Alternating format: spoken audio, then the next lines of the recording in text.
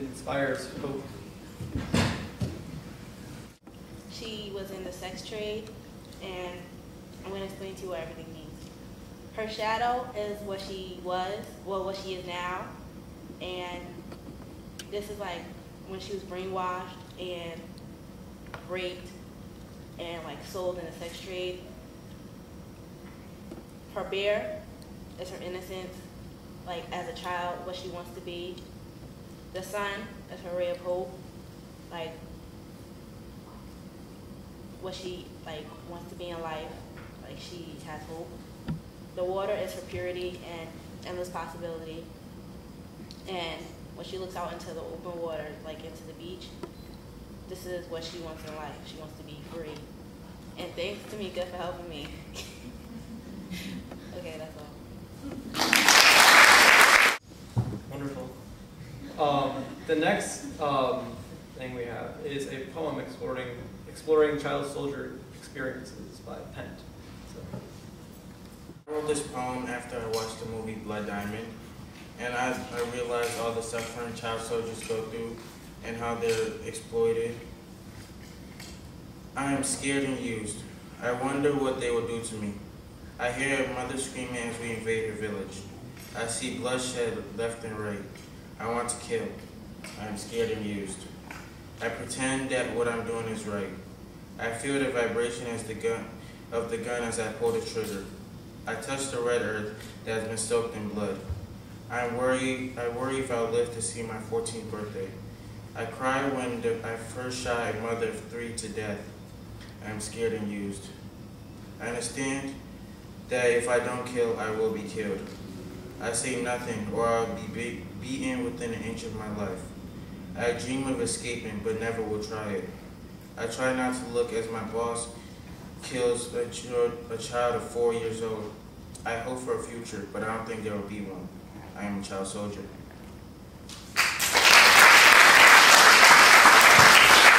Child soldiers, the first thing we think of is sadness. We all sad. We can't believe why would somebody take somebody's child and use them for something like that?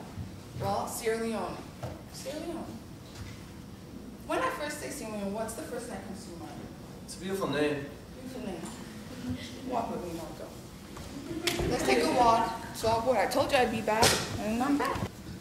Well, we had a speaker. His name was Donald George, and he talked to us about Sierra Leone and how there was a civil war. Well, when we first hear civil war, we think, people in the country, they're fighting over something they really believe in. But this was not a civil war about fighting for what you believed in. This was a war about greed.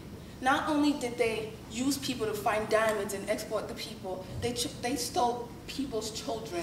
Can you imagine? He's your son. He just taken away to use and start killing people. That's what went down. So our next performer or presentation is a skit on soldiers. When like a boy girlish kind of thing, so like just bear with everyone. School was good, Papa. I really liked the English and the science. I think that would really prepare me to become a doctor one day. You will become a doctor one day. I hope so, Papa. Yeah, you have to be very careful. The next village is invaded. So when you walk, be very careful. Okay, Mom. Okay. And then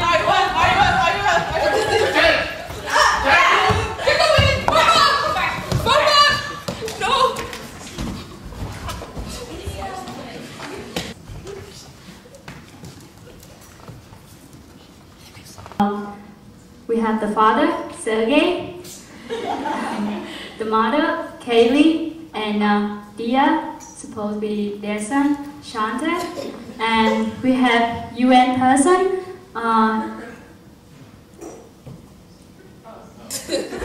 yeah, sorry, and Ashley, Roshi, and Tabby, they're gonna be the child soldier.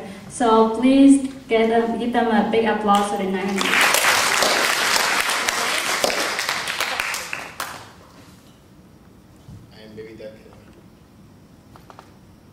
child taker. My name is I Feel No Blood, and we are all child soldiers, and we have a goal to kill everyone that we see.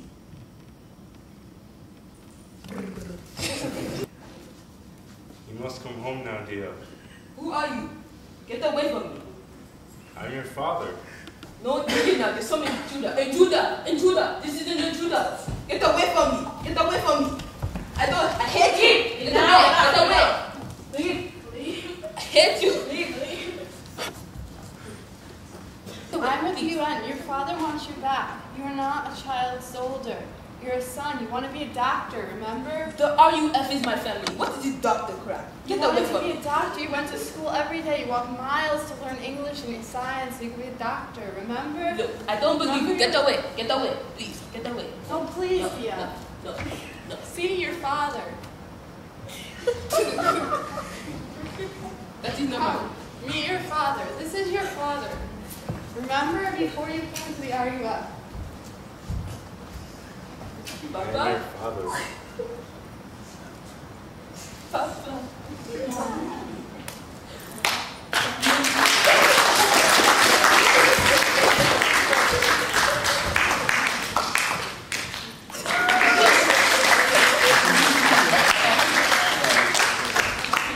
Give it up at a Saved Our War presentation with Martin, Malcolm, and Gabby. And Michelle. And Michelle. This is a presentation on just the general information about the situation that's going on in Darfur right now. This is a picture of Sudan. It's a country in Africa. And right over here is the Darfur area, and it's the area that's being affected by violence the most and genocide that's occurring there. And as of 2005, some of the atrocities that were happening in Darfur are now starting to spread into neighboring countries like Chad. On national and international intervention towards the crisis in Darfur, which is located in Eastern Africa, as you showed. Together, it's a group that's consisted of around 180 different smaller, like sort of sub-organizations that are in relation towards the political, religious, or human rights focused advocacy that's going on in that area. And their ideology is for them to create a sort of, is to create a response and raise awareness to the alleged atrocities that are going down in the region. Since February of 2003, there has been a growing armed conflict between the two armed groups, that the government of Sudan.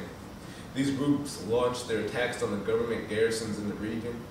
These armed groups call themselves the Sudan Liberation Army and the Justice of Equality Movement.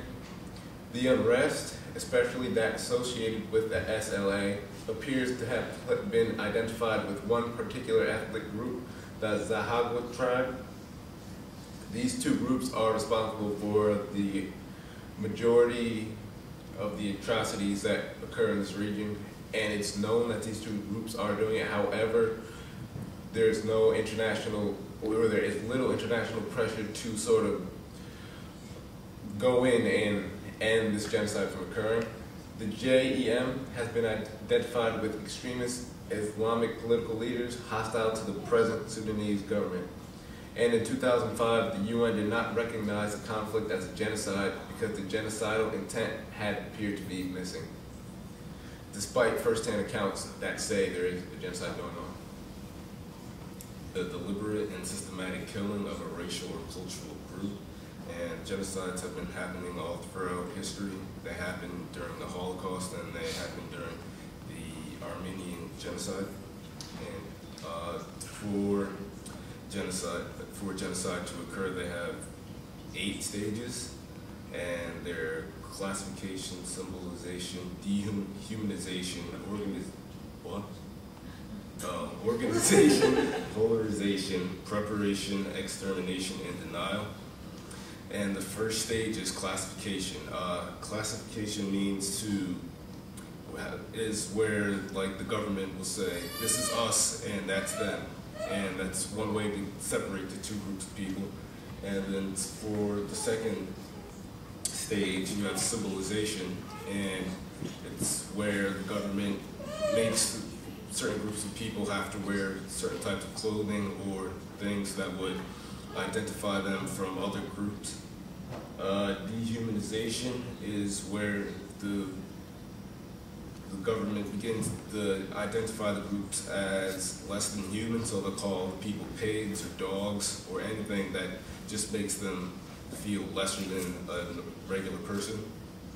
Organization is one of the most important steps of a genocide because it's when the government organizes the military and other factions to get ready for the mass killings.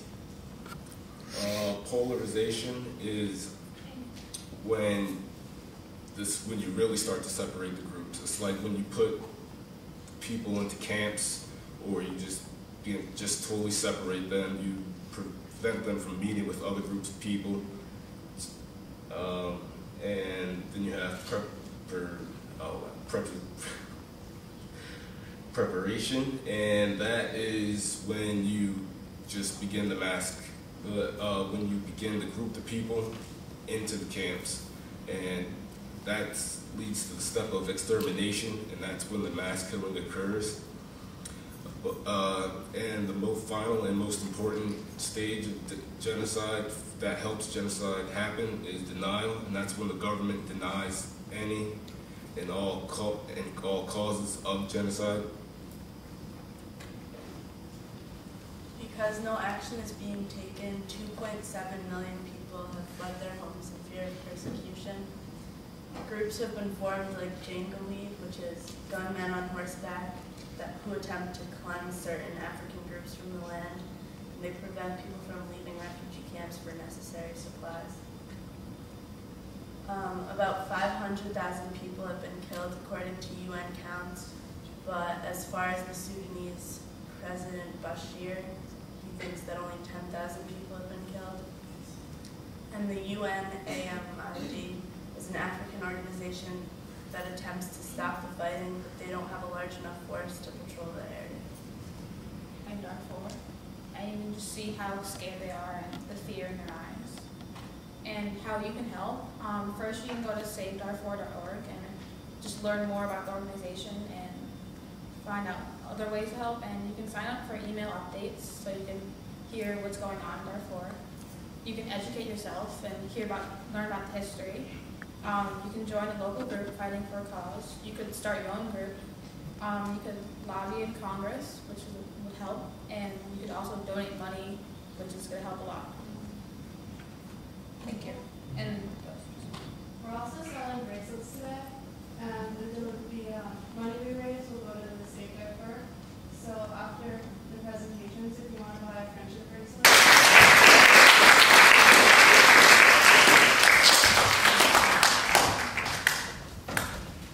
Enjoy your childhood life.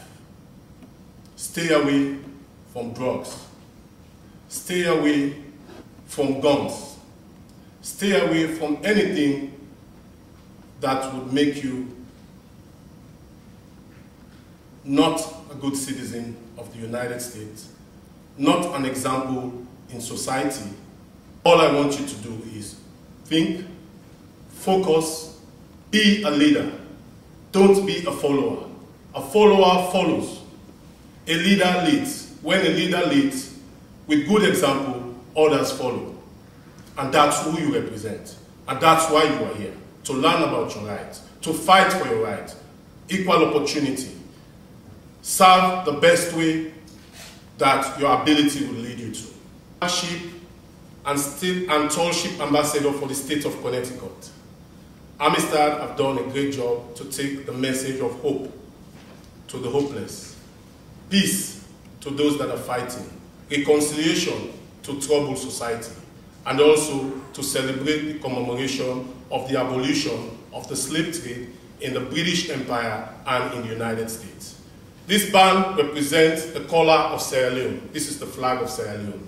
The green stands for the vegetation, natural vegetation. The white stands for the cloud, and Sierra Leone have a motto that says unity, freedom, and justice. The white stands for those three elements.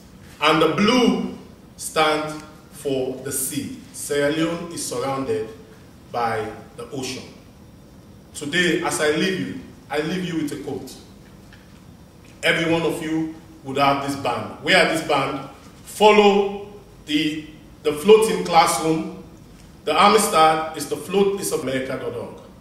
The Freedom Tour is going to continue to the Caribbean, to Haiti, and ultimately to Cuba, if the political climate welcomes us. So I'm going to give you this band, each and every one of you. I'll give it to your teacher. They will share it to you. My quote is, don't try to imitate somebody. Be yourself. If you want to imitate somebody, you will not know what exactly or who exactly you are. So don't imitate somebody. Be yourself. Thank you very much.